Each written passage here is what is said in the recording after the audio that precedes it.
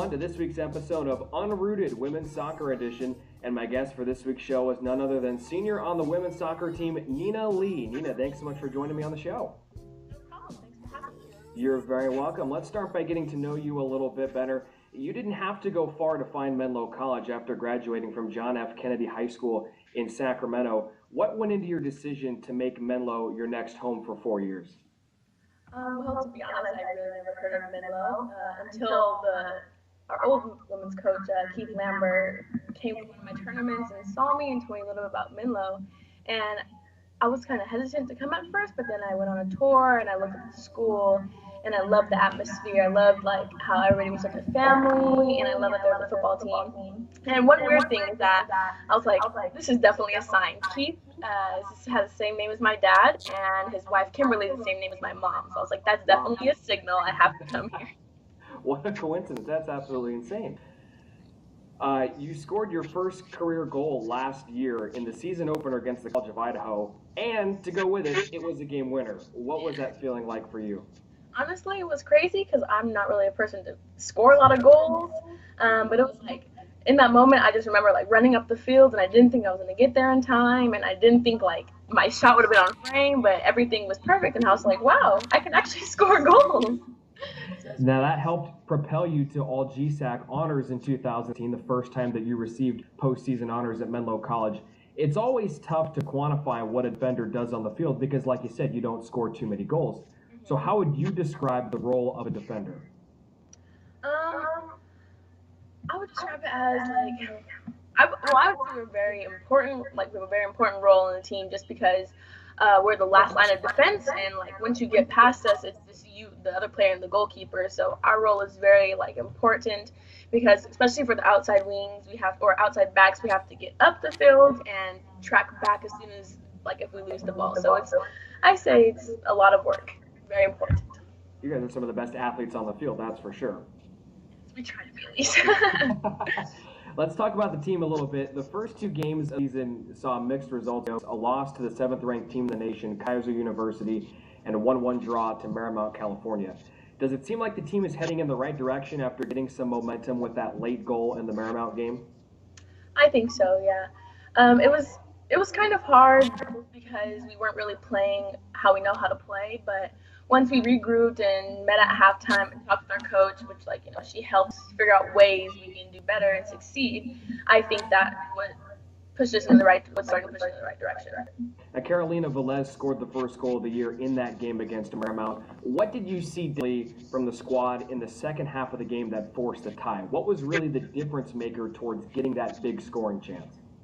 I just think playing our games, we know how to pass the ball very well, but this game kind of hectic and all over the place. So once we just calmed down and found ourselves and started to pass more and started to get into attack more, that's definitely what helped us score. Now, Menlo did not allow a single shot against the Mariners in either overtime period. How were you guys able to limit their chances offensively? Just at after both of the halves, we talked about saying, we need to keep this energy up. We need to keep stay compact in the defense. And honestly, what really helped us just knowing that it was the golden goal. So whichever team scores first, the game's over. So we were really the team who wanted to score. Now, when it gets into that situation, a golden goal opportunity, having someone like Kaylin Swart in the net is such a huge bonus whenever you are on that team. So you know how important a goalkeeper is. How does Kaylin help improve the entire defensive unit? She talks to us a lot, which is really nice, just because it gives us some type of confidence that we have somebody back there who knows what's going on. And so we always do this thing right before the game where she taps her head and points at me and I do it back just to know we got each other. So just knowing that she's there is really good. Now, Menlo plays its home opener on Tuesday, which will be after this episode gets posted, and then again on Friday against Rocky Mountain College. What is it like playing at Wonderlic Field for the first time each season? It's this rush. I know the first game, everybody's ooh, I want to check out Menlo soccer, and so everybody just comes out and you're yeah, kind of hyping your team up. You're come out and watch us. So it's always nice that everybody comes out. And then usually you guys back it up with solid play so that they keep coming out all season long. So that creates a great home field advantage for you guys from game one all the way through the playoff, right? Exactly. All right, Nina, let's transition to the final segment of the show. It's called Brownie Bites. I'm going to ask you 3 random off-the-wall questions. You give me your best answer. Question number 1. Which teammate is most prone to block a shot with her face? Ooh, that's a hard one. I'd have to say I think Alyssa, just because she always like in the mid heading the ball, and she's always the one who seems to get hit a lot because she's like stepping in front of the ball a lot. So I definitely think it's Alyssa who would get hit in the head. How painful is it truly to take a header? Because whenever I'm calling a game and I get deflect off of 4 straight heads in a row, to me, I almost cringe because I can't imagine what that must feel like. Yeah, a lot of people always ask that, but it really depends on where you hit the ball. Like everybody says, the right spot to hit the ball is right here, so it doesn't really hurt you a lot. But if you hit it anywhere else, it hurts a lot. And you're kind of at first you're like kind of a little bit, but it goes away. So apparently there's a science to it, right? That's what I'm hearing. Question number 2. Which teammate gets the most tire stuck in her cleats from the turf? I feel like it'd be Sydney just because, or actually Lexi, just because Lexi's always kind of falling. So it just ends up gathering all there. Question number 3. Which dessert is the go-to favorite amongst your teammates in the CAF? Go favorite. I'd say the cookies. Definitely the cookies. If not the cookies, then the cinnamon rolls. Now, what kind of cookies? This is an important question. Very important question. Personally, for me, I like the oatmeal cookies, but everybody likes the. I guess that was not the right answer. No, that was not the right answer. That was incorrect. It should have been chocolate chip M&M. That would have been the accurate answer. And that one's okay too, you know. But so are you one of the only ones who likes the oatmeal cookies? One of the only ones, yes. What are But they? they're What really is good. Well, okay, to each his or her own. I disagree with that clearly, but you know.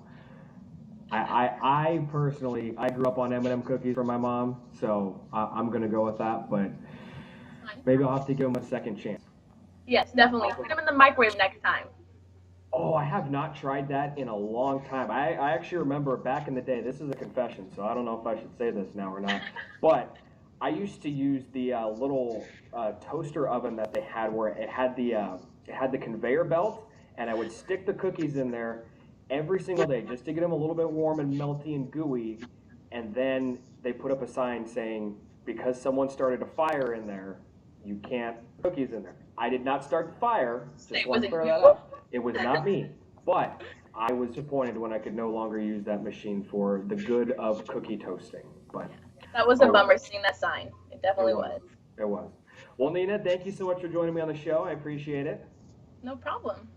And fans, just so you're in the loop, Menlo College Soccer, 3 straight home games this week on Tuesday. Again, that's before this episode will be posted. They're taking on the University of Antelope Valley at 4 o'clock.